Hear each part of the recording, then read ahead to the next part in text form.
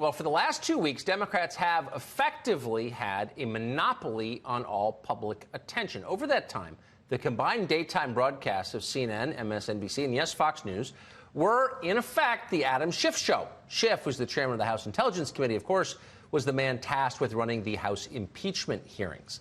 So if Schiff was ever going to make the case for impeaching the president, the last 2 weeks was the perfect time to do it. Of course, if you were watching carefully, there were some red flags. There was his unsettling appearance to begin with the bulging eyes of fanatic. You may also have noticed how Schiff spent the first 2 years of the Trump administration lumping together all of his own critics as Vladimir Putin co-conspirators. So Adam Schiff, if you've been paying attention, may never have been the guy to run this process credibly. But from the perspective of the press, he was perfect.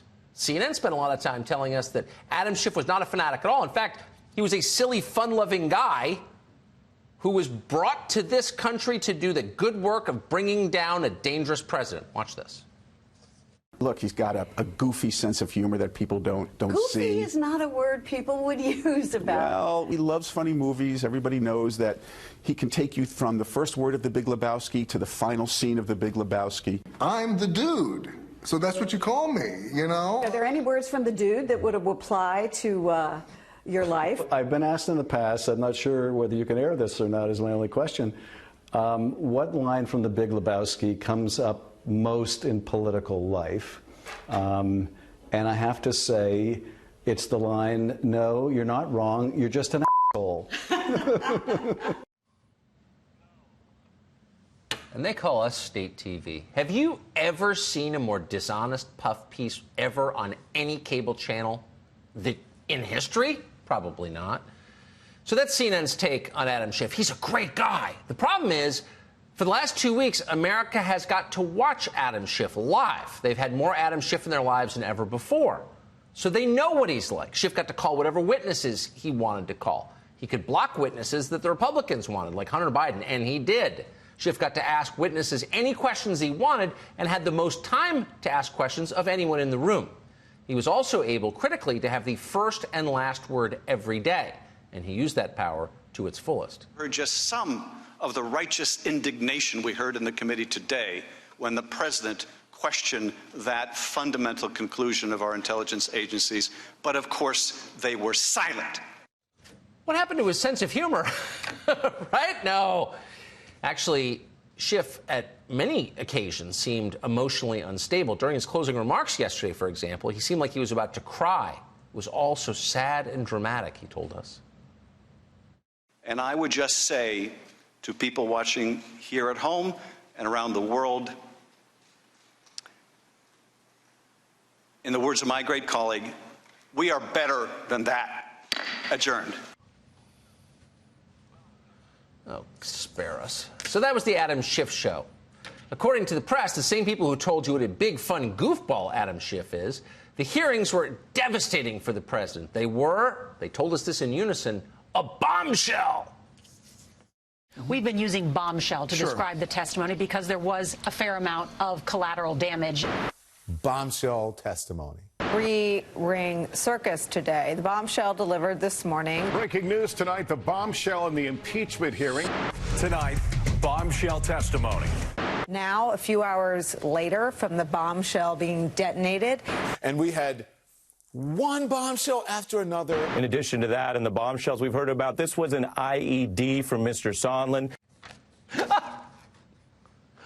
It was a bombshell, but it was also a three-ring circus. What would happen if you had two cliches speeding toward each other, each at 50 miles an hour? What would be the combined speed? Unbelievable. Here's the actual answer, and the press hasn't learned this yet. If you're all unthinkingly repeating the exact same talking point from the Democratic National Committee, if you're endlessly telling us the president has been exposed and his presidency is finished, then you're not really a news outlet anymore. And they're not. You're propaganda. The public is good at spotting propaganda and good at ignoring it. It turns out that after 2 weeks of relentless Adam Schiff, voters are not more likely to support impeachment. In fact, they're less likely. An Emerson poll released Thursday found that compared to October, support for impeachment has dropped from 48% to just 43%. That's a drop of 5 points during the impeachment hearings. That drop is most pronounced among independents. Last month, 48% of independents supported impeachment. Now just 34% do. That's a disaster from the perspective of the Democratic Party. At the same time, Trump's approval rating has actually risen. Again, right in the middle of impeachment hearings. Emerson found that 48% of the country approved of the president. That was up 5 points from just a month ago. Trump is up several points in a recent Real Clear Politics approval average as well. In other words, impeachment was a bust politically. If there was ever going to be a decisive shift in public opinion toward removing the president a year before an election, it would be happening right now. But it's not. Again, the spectacle we've watched for the last 2 weeks has made people more sympathetic to the president, not less. Imagine if you were running this, how disappointed you would be. In fact, House Democrats haven't even won over the 2 members of their own caucus who voted against holding hearings 3 weeks ago. So maybe in the end, the House will impeach the president anyway. But would that be a good idea politically? If the public isn't sold on impeachment now, at the end of the second week, how are they going to react to Democrats dragging out this charade for yet another month or another year? Instead of uniting the party ahead of the 2020 election, impeachment could end up sabotaging the party's chances of winning.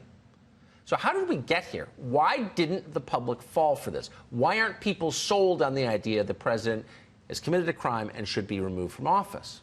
Well, part of the answer is that the Democratic Party's intentions were too obvious. They were calling for impeachment before the president was even inaugurated president. They were all in on the Russia hoax for 2 full years. That turned out to be a lie. They pushed impeachment over that, over all kinds of different things. Trump's taxes, Stormy Daniels, his tweeting. So the Democratic base may be permanently agitated, but the rest of America heard something very different. If everything Trump does warrants impeachment, then nothing warrants impeachment. It's just partisanship. It's a stunt. But also on a deeper level, most Americans understand the issue that Democrats chose to impeach over doesn't really matter. In fact, what is it? After several months, it's almost impossible to explain what the crime is. Most Americans don't understand it, and for good reason. President Trump held up military aid to Ukraine? Huh? Why are we giving military aid to Ukraine in the first place? All these people on stage are telling us we have a moral obligation to arm Ukraine. Really, why? Speak slowly so we can understand. No one's even bothered. And also, why is it so important to protect the right of Hunter Biden to take a do-nothing job in a foreign country? Why is that the focus? Why is any of this the focus when America is continuing to be crushed under rising debt levels, falling opportunity, decaying cities, growing inequality, an open border, and some of the longest wars in the history of this country? Those are the issues that got Donald Trump elected in the first place. If Democrats stay addicted to political distractions like this, they're why Trump may get elected yet again.